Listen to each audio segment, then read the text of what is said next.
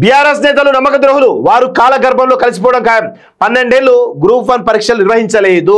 కుటుంబం పార్టీ ప్రయోజనాల కోసమే వాళ్ళ తాపత్రయం. ఒక్క ఉద్యోగానికి 2 కోట్లు 3 కోట్లు తీసుకున్నామట.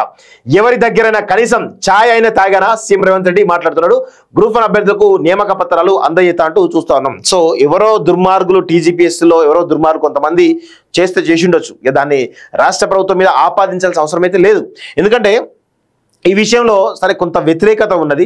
ఆ యొక్క మూల్యాంకన విషయంలో కావచ్చు, మొత్తం గ్రూప్ 1 ఎగ్జామ్ ప్రాసెస్ ఏదో లోపాలు ఉన్నాయి, లేవని కాదు, కానీ ఆ లోపాలనే మేజర్గా చూపిస్తూ సో మెజారిటీగా చాలా మంది ప్రిపేర్ అయిన వాళ్ళు చాలా మంది ఉన్నారు. సో వాళ్ళందరూ కూడా న్యాయం దక్కిందనే అనుకోవడానికి అవకాశం ఉంటుంది వాస్తవంగా.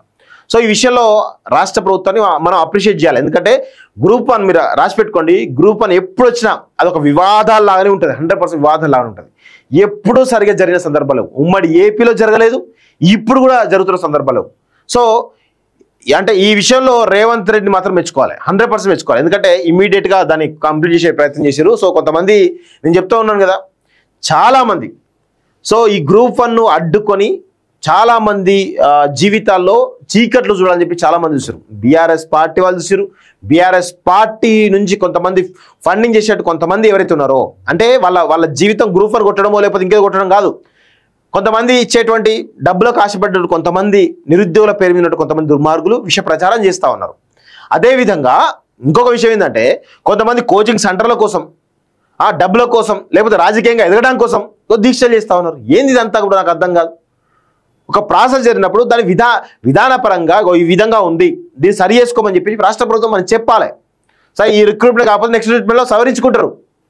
సో ఎలక్షన్ ఏదైతే ఎగ్జామ్ ప్రాసెస్ స్టార్ట్ అయ్యి ఉంది అని చెప్పాలి, చెప్పకుండా ఇప్పుడు చెప్తే ఎట్లా? సరే ఇదో ఒకటి జరిగింది. సరే అందులో చాలామంది బీసీ, నేను చెప్తా ఉన్నాను ఇప్పుడు 42% విద్యా ఉద్యోగాల్లో రిజర్వేషన్ ఇస్తా అని చెప్పేసి రాష్ట్ర ప్రభుత్వం చెప్పింది. దానివల్ల బీసీలకు నష్టం జరిగింది వాస్తవంగా.